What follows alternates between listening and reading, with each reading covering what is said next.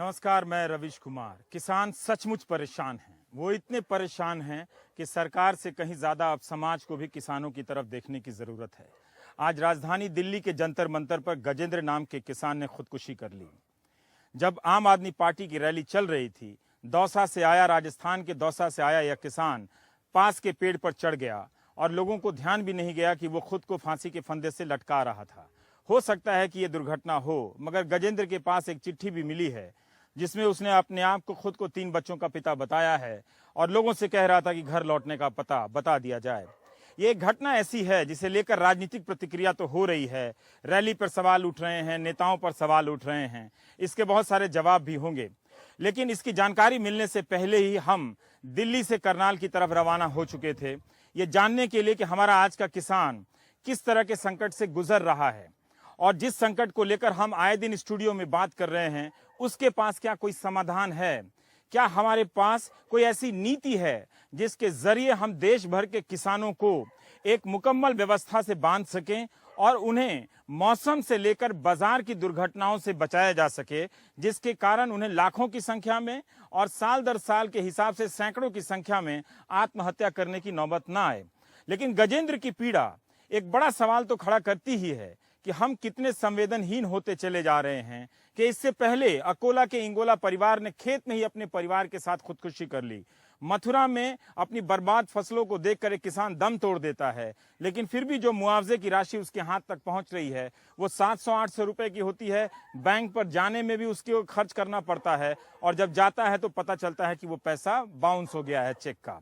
तो इन सब रोज की घटनाओं के बीच क्या कोई दूरगामी ऐसी नीति है जिस पर सरकार को हम अपने जनमत से बाध्य कर सकें? और सरकार मतलब सिर्फ केंद्र ही नहीं, तमाम राज्य सरकारों को, कि वो खेती की समस्या पर अब पहले से कहीं ज्यादा ध्यान दें। इसीलिए हम हरियाणा के करनाल जिले के तलावड़ी इलाके में आए हैं, जहां मैं पहले भी आ चुका हूं।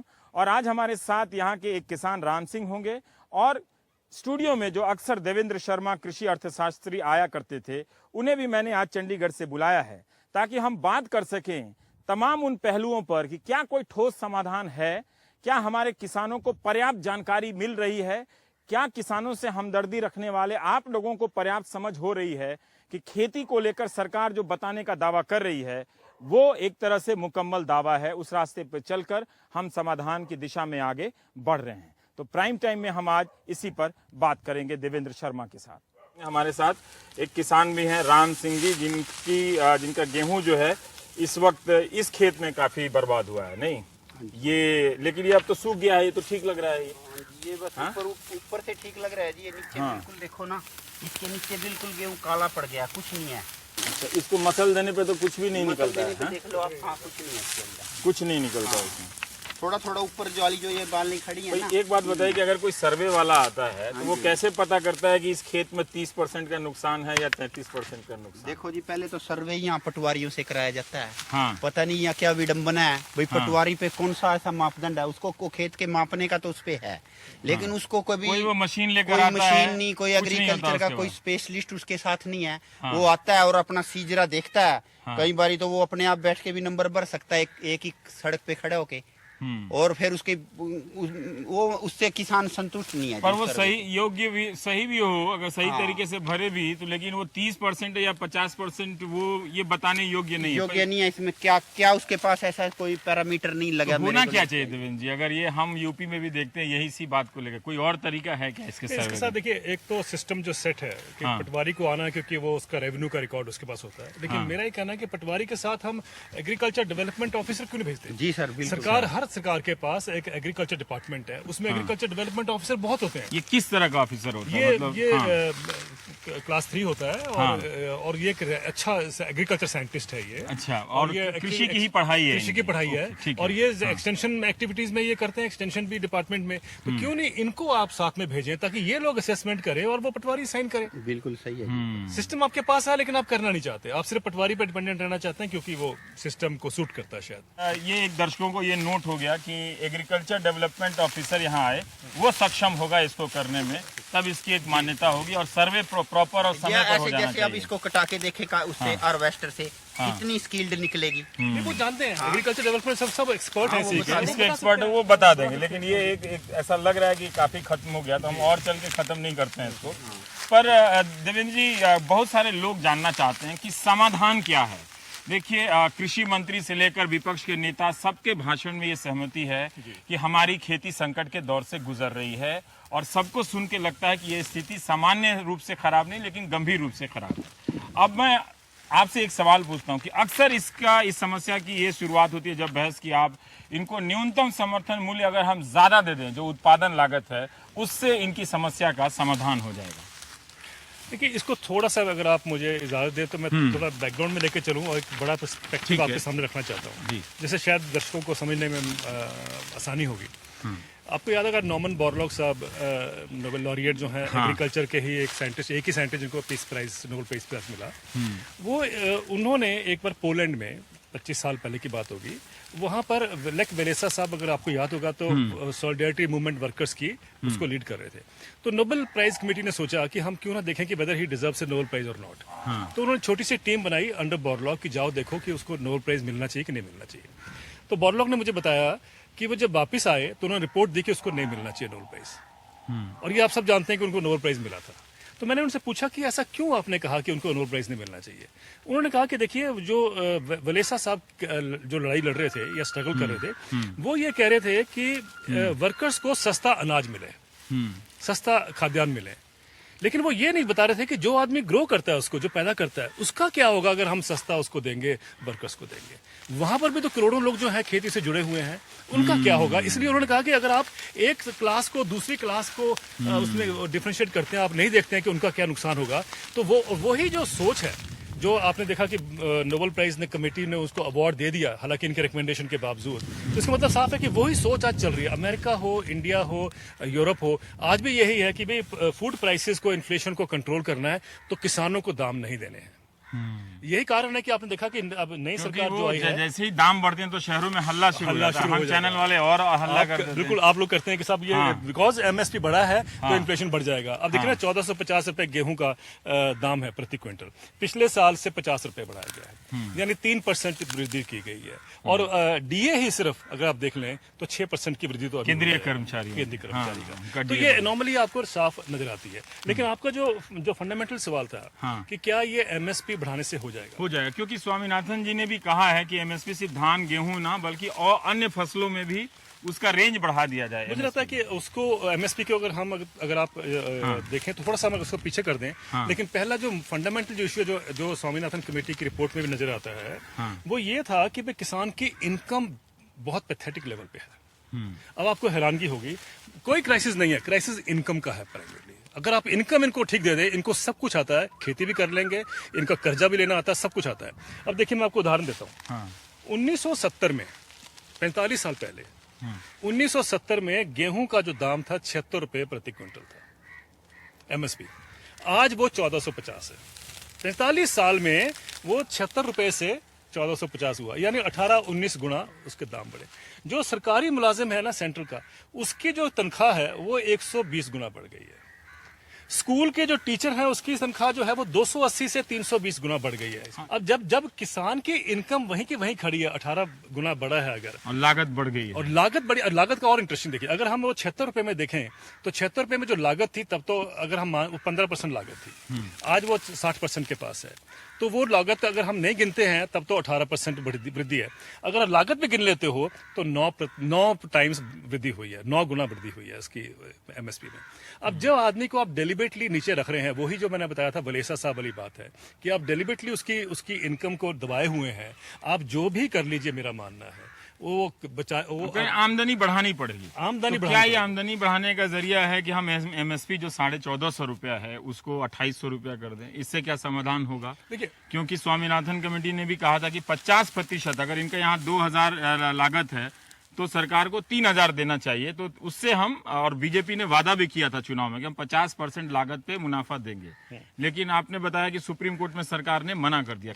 फिर भी क्या इस तरीके से कोई सरकार कर सकती है? फिर सब्सिडी वाला एंगल आएगा। अब देखिए, अब दुनिया के फार्मर्स को देख लें, हाँ। वो हमें जानना बहुत जरूरी है समझने के लिए। हाँ, ठीक है। हॉलैंड में जो किसान है, हाँ हाँ जी, हॉलैंड में जो किसान है उसकी जो औसतन हाउस होल्ड की इनकम है, वो 275% ज्यादा है एवरेज इनकम से। ये नहीं कि वो बहुत एफिशिएंट फार्मर है, सच्चाई है कि उसको सरकार सपोर्ट करती है, क्योंकि वो 275% जो उसकी इनकम हायर है वो इसलिए है क्योंकि उसको सब्सिडी, हर तरीके की उसको सपोर्ट मिलती है। अच्छा। अगर आप अमेरिका में जाएं, अमेरिका में 150% जो है उसकी इनकम ज्यादा है एग्रीकल्चर हाउस होल्ड की, बाकी हाउस होल्ड के बराबर। यानी किसान अमीर है वहाँ, वहाँ किसान अमीर है, उसको और सरकार के समर्थन से अमीर है, और कुछ चारा नहीं है। अगर आप उनकी सब्सिडीज को विड्रॉ कर लेते हैं, एक यूएन की रिपोर्ट आई है अनटेड की, वो ये कहता है कि अगर उनके ग्रीन बॉक्स सब्सिडी, जिसमें ये सारी सब्सिडीज शामिल होती हैं, इसको आप निकाल लीजिए तो उनका एग्रीकल्चर कोलैप्स करता है। आप समझ गए? इसका मतलब है कि एग्रीकल्चर टिका हुआ है उस इनकम के ऊपर या उस सपोर्ट के ऊपर। वही खेती हमारे देश में होती है, सिर्फ स्केल का फर्क है। रवीश जी, पर गडकरी जी ने कहा कि ना भगवान की तरफ देखो ना सरकार की तरफ देखो। हाँ, ये तो सिर्फ गरीब आदमी को बोला जाता है ना। आप नेहरू जी ने कहा था कि भाई गरीब आदमी को सेक्रीफाइस करना चाहिए। ये गरीब आदमी ही क्यों सेक्रीफाइस करता है? मुझे कभी समझ नहीं आया कि मिडिल क्लास के 7th पे कमीशन आने वाला है, क्या हम इनको नहीं कह सकते अपना कमीशन 7th पे कमीशन सेक्रीफाइस कर दो देश के लिए? ये क्या कारण है कि गरीब को ही सेक्रीफाइस करना पड़ता है हर जगह पे? ये दुर्भाग्य है इस देश का। और उसमें किसान जो है वो उसमें टॉप पे आएगा क्योंकि मेजोरिटी इनकी है। लेकिन इसमें एक और चीज देख लीजिए आप, 58% किसान जो है भूखे पेट सोते हैं। अमेरिका का किसान जो है वो क्रूज पे जाता है, हमारा किसान आत्महत्या करता है या भूखे पेट सोता है। हम कहते हैं कि उसको कर्जा और दो। आप कर्जे पे कर्जा, कर्जे पे कर्जा, कर्जे पे कर्जा कितना ला दोगे उसको कर्जे से? वो उसके बोझ के नीचे दबा हुआ है वो। अगर आप उसको इनकम देते हैं, इनकम, और इनकम के लिए पहली शर्त है दाम उसको वर्कआउट करने के लिए। लेकिन अब जितने भी आप पैटर्न देख लें, अब प्रॉब्लम ये आ गया है कि एमएसपी का टाइम चला गया। अब वो प्राइस पॉलिसी का जो टाइम था वो चला गया, क्योंकि जैसे प्राइस बढ़ता है अखबार वाले शोर मचाते हैं, पार्लियामेंट में शोर होता है, इंटरनेशनली भी शोर मच रहा है आजकल कि भाई आप एमएसपी भारत में कहा गया नहीं बढ़ाएंगे। अब इनकम पॉलिसी, कई अर्थशास्त्रियों को अंग्रेजी के अखबार में लिखते हुए देखा है कि यूपीए की सरकार ने बड़ी गलती की एमएसपी बढ़ा के, और ये सरकार बहुत अच्छा कर रही है कि कम बढ़ा रही है, क्योंकि बढ़ाने से गांव में लोगों के पास पैसे आ जाते हैं, फिर महंगाई बढ़ जाती है। यही बिल्कुल ठीक है, यही चक्कर वो बताते हैं आपको। लेकिन ये नहीं कभी बताते कि जब कॉर्पोरेट की सैलरी बढ़ती है, जब 7th पे कमीशन आता है गवर्नमेंट एम्प्लॉइज का, तब क्या वो मनी सप्लाई नहीं बढ़ती है? तब क्या इन्फ्लेशन को वो बढ़ावा देता है? आपने कहा कि एमएसपी का टाइम चला गया है, आप ये कह रहे थे कि एमएसपी का भी फायदा सारे किसान को नहीं मिलता है, कुछ को मिलता है। उसका कारण यह है कि जो स्वामीनाथन कमेटी ने कहा है उसमें ठीक कहा उन्होंने कि आप C2+50, यानी मतलब उनका था कि जो टोटल कॉस्ट है उसमें +50% प्रॉफिट ऐड करिए। वो इसलिए कह रहे हैं कि मुझे याद है कि जब मैं भी उसमें एक स्पेशल इन्वाइटी था कमेटी में, तो वहां पर क्या था कि 500% तो एवरेज जो फार्मास्यूटिकल इंडस्ट्री का प्रॉफिट है, हाँ जी, इतना मार्जिन है। तो किसान को 50% तो कोई भी नहीं कम करता। बुक सेलर है वो भी 40% किताब पे रहता है, अगर आप देखें रिटेल का जो है। तो ये किसान को 50% मिलना चाहिए, ये उनकी रिकमेंडेशन थी। लेकिन उसमें दिक्कत ये आ रही है कि सिर्फ 6% किसान है जिनको एमएसपी मिलती है आज भारत में। क्यों? क्योंकि आपने जो स्ट्रक्चर लेआउट किया है वो सिर्फ 3-3.5 स्टेट्स में है, पंजाब, हरियाणा, मध्य प्रदेश, आंध्र प्रदेश और उत्तर प्रदेश के थोड़े से इलाके। बाकी जगह सब किसान जो है ऑलरेडी भगवान भरोसे है। तो नितिन गडकरी जी गलत नहीं कह रहे हैं, वो पहले भगवान भरोसे है। लेकिन समझने की बात यह है कि वहां पर, अब मैं आपको छोटा सा उदाहरण दे दूं, पंजाब में 1450 रुपए, हरियाणा में 1450 रुपए गेहूं का दाम मिलता है। यहाँ पर मिनिमम सपोर्ट प्राइस है। बिहार में मिनिमम सपोर्ट प्राइस नहीं है, क्योंकि वहां पर जो है आप जानते हैं कि 2007 से एपीएमसी एक्ट नहीं है। बोला भी राधा मोहन सिंह ने कि वहां तो मार्केट भी नहीं है। कृषि मंत्री लेकिन ये कहा जाता है कि साहब एपीएमसी इसको हटा दीजिए, एमएसपी हटा दीजिए, तो मार्केट जो है उसका फायदा करे किसान का।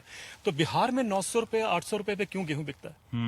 हाँ जी। और ये सीएससीपी की रिपोर्ट में, commission for agriculture cost and prices की रिपोर्ट में कहा गया है कि पंजाब में जो नेट इनकम है किसान की गेहूं पे, वो तकरीबन 18,000 रुपए प्रति हेक्टेयर है। बिहार में 9,000 रुपए प्रति हेक्टेयर है।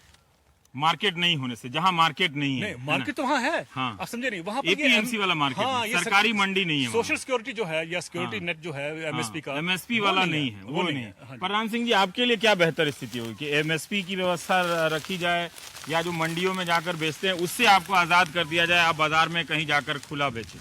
नहीं, खुला तो यहाँ बेचते ही है मंडियों में। जो शर्मा जी कह रहे थे ना, मैं इनकी बात से बिल्कुल सहमत हूँ। हाँ। भाई ये जानबूझकर है ना किसानों के साथ इनका जो मिल का ना इस लूट को ना हमारी लूट को और अपने जो उनके नहीं वो बात मैं उनको समझ बांट रहा रहे हूँ। हैं। आप कहाँ अनाज बेचना ज्यादा चाहेंगे? कि आप चाहते हैं कि सरकार इसका दाम तय कर दे, वहां जाकर बेचना चाहेंगे मंडी में, या खुद से अपना ओपन मार्केट में आप बेचना? नहीं सरकार तो नहीं दाम तय तो सरकार नहीं करने पड़ेंगे जी। सरकार नहीं हाँ करनी। करने ये सवाल बड़ा अच्छा आपका। मैं शुरू से समझता हूँ। ये लोग अक्सर बोलते हैं तो कई लोग पूछते होंगे दिल्ली बम्बई में बैठ के कि इंडस्ट्री भी यही पूछती हाँ है, कि ये बोलती है। सरकार का काम तो नहीं है, ये इनका जो काम। लोग नहीं जानते वो ये है कि जब रूल ये कहता है कि एमएसपी जब मिलता है, किसान मंडी में आया, हाँ मंडी में आके उसने अपना गेहूं रख दिया, हाँ पहला है काम कि प्राइवेट कंपनी आए उसको खरीदे।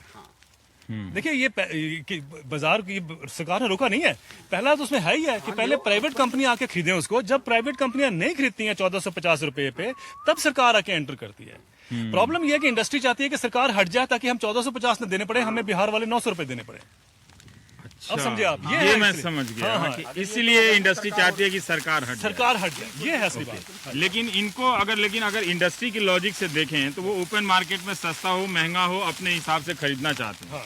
आप कह रहे हैं कि इनको प्रोटेक्ट करने के लिए जैसे अमेरिका या नीदरलैंड या जिन देशों में होता है, सरकार को दाम तय करना पड़ेगा, कोई और चारा ही नहीं है। कोई और चारा नहीं। आप इनको जब हमारे पास सीएससीपी नहीं था तब क्या था हमारा हाल किसानों पर का? हमारे पास बॉडी क्या है देवेंद्र जी? कैसे ये बढ़ जाता है, ये 50 रुपया बढ़ जाता है, 60 रुपया बढ़ जाता है? कोई ऐसी कोई बॉडी है जो एक स्वतंत्र निकाय हो जिसका फैसला कृषि मंत्रालय या वित्त मंत्रालय के अधीन ना आता? ये आपने ठीक कहा, commission for agriculture cost and prices एक इंडिपेंडेंट बॉडी है, स्टैट्यूटरी बॉडी है, लेकिन उसमें प्रॉब्लम ये है कि जो वो कोशिश उनकी होती है कि किसान को कम से कम दाम मिले, तो जो कॉस्ट ऑफ प्रोडक्शन निकालते हैं वो इतना कम निकालते हैं ताकि वो किस मार्केट में उसका वो ना हो। हाँ जी। अब देखिए जैसे मैं आपको अभी जो प्राइसिंग करते हैं उसमें बैल की जोड़ी का वो हिसाब करते हैं।